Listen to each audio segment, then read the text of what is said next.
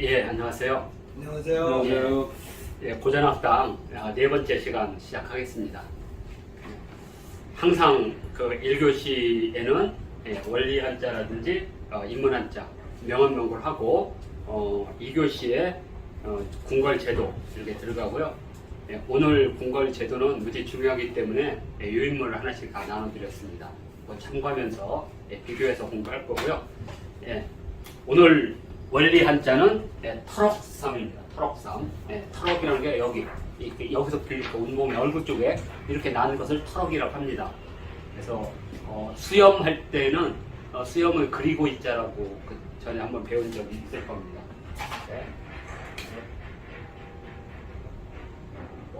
요게 수염이라는 뜻이고요. 지금은 이제 접속사로서 그리고라는 뜻을 쓰이고 있어요. 그렇지만 원뜻은 항상 남아 있습니다. 원뜻. 그게 뭐냐면 사람들에서 가장 필요한 거, 그게 비거든요. 농경에서 물론 개인적 삶도 필요하지만 농경에서는 그래서 여기다 비우자를 쓰게 됩니다. 그러면 필요할 숫자입니다. 꼭 필요한 거. 그래서 필요할 수요할 때, 수급할 때, 그리고 이런 이 기우제라든지 이런 걸 전담하는 집단들, 직업군으로서 집단을 무가라고. 맞죠? 그리고 가라는 것은 우리가 흔히 말하는 한 집안의 가가 아니라 이 자체가 집단이라는 뜻을 갖고 있다. 무리라는 뜻을 갖고 있다. 그래서 무리라는 뜻을 갖고 있는 게 가가 있고 또 하나가 자라는 게 있었죠. 자도 무리라는 뜻을 갖고 있다. 그래서 이게 이렇게 이건 이제 보통 집에 아이가 여성의 아이를 낳는 생산하는 모습이라고 해요. 근데 뜻은 불어나다는 뜻을 갖고 있습니다.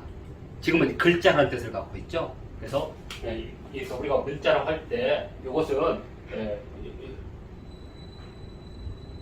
이렇게 해서 이렇게 사람 몸에 문신하고 있다는 뜻입니다. 문신. 그래서 그러니까 문이라는 뜻이 문이 색이다 뭐 이런 뜻. 그런데 지금은 문자라는 뜻을 있지만 그 원뜻은 항상 남는다 그랬죠. 그래서 여기에 이제 천문할 때 여기 남아 있죠. 천문할 때 하늘의 문이 하늘에 막 이렇게 새긴 거. 그 다음에 이 문자가 살아있는 것 중에 하나가 이렇게 휘 하고 다니는 모든 그 벌레들 이렇게 다니는데 요 벌레만 이렇게 다녀. 휘 하고 여름에 모르시죠? 모기. 그래서 모기 문자가 이렇게 생겨요. 모기의 형태, 날아가는 휘 이렇게. 그게 모기 문자예요? 예. 원래 출자서가 곤충을 쓸 때도 예를 들어서 우리가 이렇게 의자를 쓰잖아요. 그러면 서로 의리를 지키면서 무리를 짓고 산다는 뜻이거든요. 의자라는 게 무리를 짓고, 그래서 무리를 지킨다는 뜻을 갖고 있어요. 의라는 게 원래 지키다는 뜻을 갖고 있어요. 그래서 이게 뭐냐? 개미예요. 개미 의자. 그러니까 곤충도 다 이런 의미만 하면 다 알 수가 있습니다. 그래서 오늘은 이제 터럭, 그리고 이는 수염이라면 이건 이제 터럭이죠. 이렇게. 그냥 말 그대로 그냥 터럭이에요. 근데 이제 이 글자를 보고 꼭 터럭만 있는 건 아니에요. 왜냐면 모양은 간략화하다 보면 뭐 빛도 될 수도 있고요. 그래서 오늘은 이제 그 얘기를 하려고 합니다. 자, 먼저 이 터럭섬 번째 첫 번째 나오는 게 이제 이것은 모름지기 숫자입니다. 모름지기 반드시 우리가 필수할 때 쓰죠. 필수 반드시. 그래서 이쪽은 얼굴이라는 뜻입니다. 이것은 얼굴. 머리 예자입니다. 머리에. 그래서 머리를 뜻하는 글자는 두 개가 있거든요. 하나는 머리 숫자가 있습니다. 숫자. 이것은 코 위에 요 눈썹을 말하는 겁니다. 코의 눈썹. 이렇게 있죠? 코, 여기 코, 눈썹. 요게 요게 눈썹. 이거 코. 그래서 작자는 코빗자입니다. 코자자. 그래서 코로 냄새를 맡는데 냄새를 가장 잘 맡는 동물. 개잖아요, 개. 개견자. 그래서 냄새 쥐자예요. 그래서. 고대인들은 우리가 이제 한자를 만들 때 누군가 처음에 만들었을 거 아니에요. 그러면 냄새라는 걸 과연 어떻게 표현할 것이냐를 고민합니다. 그래서 아이들 100명을 갖다 놓고 너희들이 냄새를 수상한 이런 그림으로 만들어라. 그럼 애들이 막 개를 그리거든. 이러고 그릴 거고, 어떤 사람은 코를 이렇게 할 거고, 냄새를 이렇게 표현할 거예요. 그러니까 옛날 사람 똑같은 거죠. 코에다가 개 하면, 개가 개코. 냄새 잘 맞는구나. 이런 식으로. 그래서, 요게 지금 남아있죠. 코라는 거. 어디 남아있냐. 이렇게 있고, 비. 코비자. 그래서, 코의 특징이, 사람들이 이제 요걸 가지고 코를 만들자. 이건 이제 냄새니까 코. 그때 코를 할 때, 이게 원래 신농의 그 전설에서 나온 말이에요. 신농이 하루에 72가지 독초, 그죠? 또는 100가지 독초와 약초를 구별했다고 그러죠. 그때 약초를 구별할 때는 눈으로 구별하면 안 돼요. 속으니까. 그래서 어떻게 해요? 가면 쓰고, 냄새만 맡는 거예요. 그래서 이게 가면, 받침자가 아니고 가면, 두 번 공자. 가면을 쓰고, 이거 먹으면 안 돼. 먹어. 그래서 냄새비자예요. 코비자. 이렇게.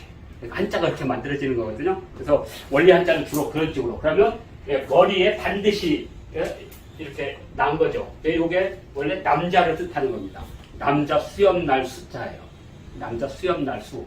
그런데 이게 이제 우리가 말한 부사를 쓰일 때 반드시 나야 된다. 그래서 그 고대인들에게 요 수염과 요것이 안 나는 것은 남자가 아닌 거예요. 그래서 내시들은 이게 없는 거예요. 그래서 이거 없는 사람은 계속 개무시하는 거예요. 그래서 저기 그 형벌 중에 수염을 뽑는 형벌이 있다 그랬죠. 참을 냈자. 손촌자. 손이란 뜻이거든요. 이렇게. 그래서 수염을 뽑는 형벌.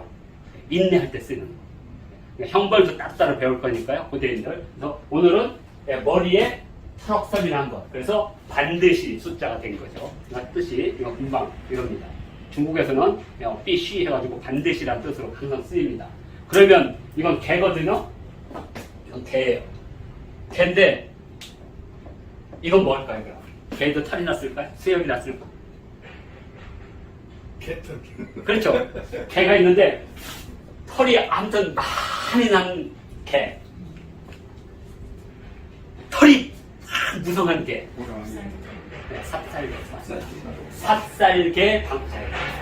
삽살개 방. 그래서 그러니까 고대인들은 삽살개 특징.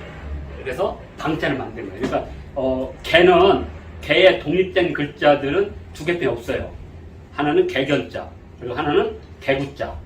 그래서 개견은 이렇게 같이 수렵할 때 같이 다니거나 군견이나 군구라고는 안 하거든요. 왜냐면 같이 동반자. 얘들은 먹는 게 아니야. 항상 이렇게 냄새를 탐지하고 집을 지키고 하는 건 견이에요. 그래서 충견이라고 쓰는 거예요. 충견. 그렇지만 그 집에 안 지키고 얘는 싸가지가 없어가지고 말을 안 듣는 개야. 묶어놓으면 지랄을 하고 그래서 그냥 풀어놔. 그리고 복날에 잡아먹는 거. 그건 개구자예요. 제가 견자 구자는 그래서 백구 하면 그것은 먹는 용이에요. 먹는 용. 우리 많이 쓰죠. 백구, 흑구 뭐 이런 거. 그러니까 먹는 용. 식용. 어떤 분이 그랬잖아요.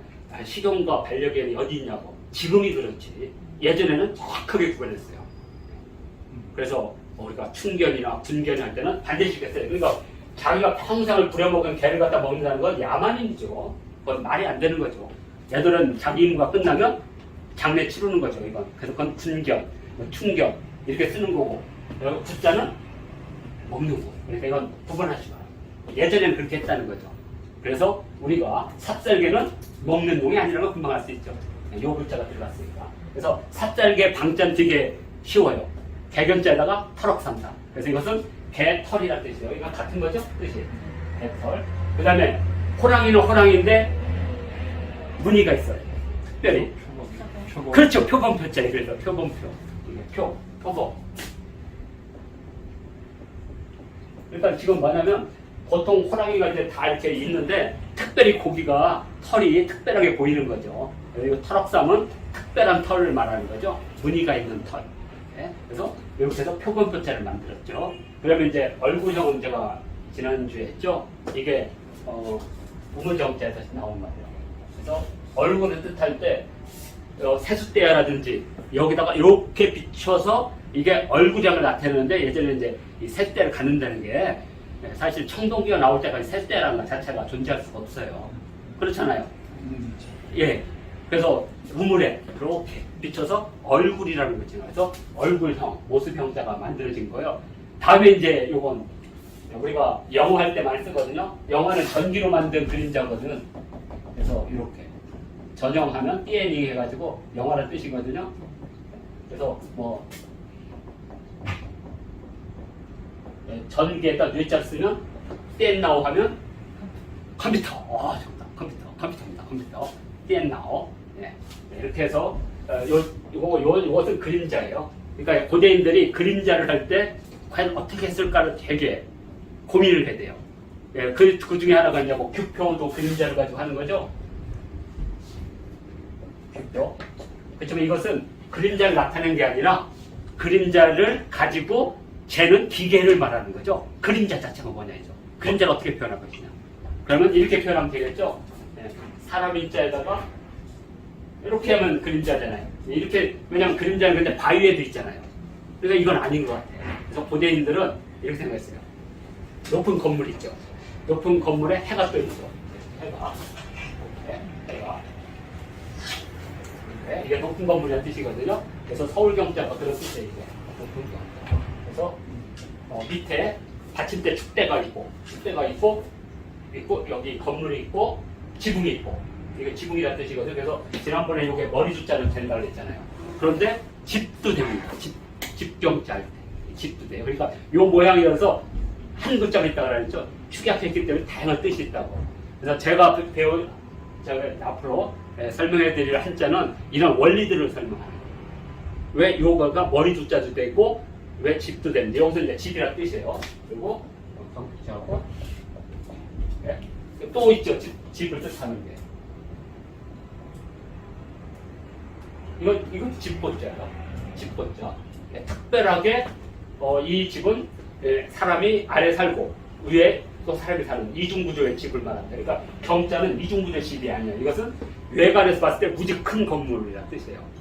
그리고 이것은 집. 그리고 또 비슷한 것 중에 상자. 같은 거예요. 이것도. 같은데 왜 요거 있냐. 이건 특별히 무슨 간판이 회전을 పెట్ట해요. 같은 거구나. 이거 같은 비슷한 건물이죠. 그러면 여기 지금 나와 있는 것들은 전부 다 건물의 지붕을 뜻하는 건물이죠. 지붕을 뜻하는 건물. 근데 지붕을 뜻하는 건물이 꼭 이것만 있겠어요? 이것도 있잖아요. 집사지 않은데. 이것은 건물. 근데 이것만 있어요? 넓고 광자 할 때 이 건물 있잖아요. 그죠? 그러니까 집을 뜻하는 글자도 배울 거예요. 집을 뜻하는 모양 글자들이 쫙.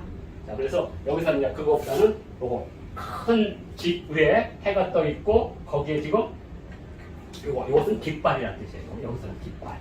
네. 그러니까 여기서 하는 그림자는 깃발의 펄럭이는 그림자예요. 깃발.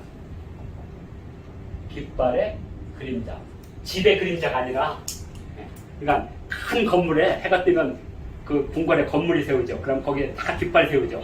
깃발에 이걸 말하는 겁니다. 그래서 이것은 그림자형. 그림자형. 그래서 큰 건물에 꽂은 깃발의 그림자. 이렇게 해석하면 됩니다. 그리고 이제 요 마지막. 요게 뭐냐면, 북꽃자예요. 북꽃자. 북이라는 뜻입니다. 북. 이 북은 보통 우리가 번고라고 해서 이렇게 뭐 세우는, 이렇게 받침대다 이렇게 세우는 형태의 북이에요. 북인데, 나중에는 이제 여기다가 이렇게 칠꽃자, 사람이 이렇게 막대를 들고 친다 그래서 이제 북꽃자를 새로 만들었고요. 요것은 계속 북으로만 남아있어요. 이런 글자가 있으면 대부분 제사 관련된 글자가 많이 나와요. 이런 글자들이. 그래서 북꽃자라고 이렇게 이해하시면 되고요. 근데 북고에서 뭐가 지금 특징적으로 나타나냐면 지금 이렇게 나오죠. 그러면 이것은 뭐겠어요? 그렇게 합시다. 채를 3번 때리고, 그 뜻도 되지만 또 하나는 뭐냐, 소리가 퍼져나가다. 그래서 퍼져나갈 팽이에요. 그래서 우리가 팽창하다, 팽대하다 할 때 쓰는 거예요. 근데 나중에 이제 이 글자에다가 팽자 또 이렇게 써. 이렇게 물팽자. 이렇게 물이 퍼져나가다. 그래서 팽창할 때 씁니다. 그래서 퍼져나갈 팽. 그러니까 이렇게 3개가 있다는 것은 여기서는 소리가 퍼져나가다. 이건 깃발이 펄럭이다. 그다음에 이것은 수염이 얼굴에 이렇게 들이우게 하다. 그다음에 이것은 호랑이에서 특별한 무늬가 있는 털을 뜻하는 거다. 털옥상. 그다음에 이것은 개 가운데 털이 꽉 나니까 삽살개 방. 그리고 이것은 사람 얼굴에다가 수염이 났다. 그래서 요 예자는 수염으로도 쓰이고 머리도 쓰이지만 사람으로는 요새 쓰이지 않아요. 이제 나중에. 그래서 사람은 따로 숫자를 만들었어요. 사람 숫자. 그죠? 그래서 이렇게 하면 도라고 하거든요. 이것은 눈에 보이지 않는 길이라는 뜻이에요. 머릿속에 생각하는 것들. 하늘의 길, 사람의 길, 한테 도. 그리고 로라는 것은 다리로 걷는다는 뜻이에요. 다리로 걷는다. 각이라는 게 건물에 나오다는 모습이거든요. 그래서 이것은 직접 눈에 보이는 길. 그래서 도로를 할 때 여기 숫자. 그래서 시 같은 거 할 때는 일수, 이수 하는 거예요. 다 멀리서 나오는 거예요. 일수, 이수. 그리고 두라는 것은 동물한테만 써요. 왜냐하면 동물은 재단에다 바치잖아요. 원래. 그래서 두를 이렇게 써요. 두라는 것은 이게 참 비참한 겁니다. 왜 비참하냐면 살아있을 때는 우두머리지만 한 해가 끝나면 제일 먼저 모가지가 잘려서 제사상에 올라가는 게 두예요. 그거 아시잖아요. 3월달에 양이나 이런 것들이 이제 우두머리가 모든 암컷을 다 찰져버리잖아. 싸워서 이기지. 기분 좋았죠. 근데 10월달 되면 그 양은 어디를 갈까? 제사상에 간다는 뜻이에요. 이 숫자를 나중에 가르쳐주지만 이 숫자가 이렇게 생긴 그 제사 그릇 숫자예요. 제사 그릇에 올라가 있는 거. 그래서 숫자는 동물한테만 써요. 그래서 한두, 두두 이렇게. 그래서 숫자 이제 수대가벼 두 개를 정확하게 구분했습니다. 원래는 똑같이 머리였지만 지금은 이 숫자는 짐승한테만 쓰인다. 그래서 머리도. 그러니까 두목이란 말은 언제가 걸리면 모가지 잘려가지고 올릴 놈이 두목이고 두목하고 반대되는 건 수령이에요. 수령. 그러니까 우리가 임꺽정을 두목이라고 그러면 그 새끼를 죽일 놈, 임꺽정을 수령이라고 하면 의적 이렇게 보시면 됩니다. 그래서 우리가 임꺽정 다 두령이라고 부르잖아요. 두령이 아니죠. 수령이죠. 수령. 두령은 낮춰서 부른 말입니다. 저건 언제가 모가지 잘라가지고 걸로 이런 뜻으로. 자, 그래서 우두머리 숫자, 머리 숫자는 이렇게. 그래서 이게 머리 예자다. 지금 살아남은 거죠. 숫자하고. 이 정도로 하면 아마 거의 털옥삼의 의미. 그러니까 이렇게 생겼지만 뜻은 다 이렇게 보인다. 이렇게. 그 다음에 그래서 이제 털옥삼을 다시 이제 정리를 하면 다음 주에 이거 칠판 바꿀 겁니다. 이 칠판이 왜 되지 않았어요? 네. 코팅이 지워져서 그렇답니다. 털옥삼에 그래서 1번. 자 뭐냐? 털옥입니다. 말 그대로 털옥. 그래서 이건 털옥은 이 숫자에서 나와 있고요. 자, 두 번째. 얘는 빛. 여기 빛이 안 났구나. 빛이 뭐냐면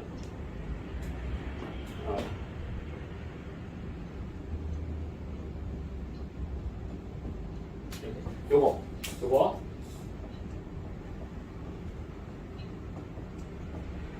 별, 셋, 3이라고 그래요. 사람들은 뭐 이렇게 오리온자리라는 것도 하고 또는 북극 하늘에 별 3개가 있거든요. 삼성이라고. 삼성이 되게 중요한 별이거든요. 삼성. 왜냐하면 삼성이 이제 그 봄에 그 하늘에 비치면 씨를 뿌리는 계절이 왔다는 걸 나타내요. 삼성제호라고 그래요. 삼성제호. 이렇게. 네.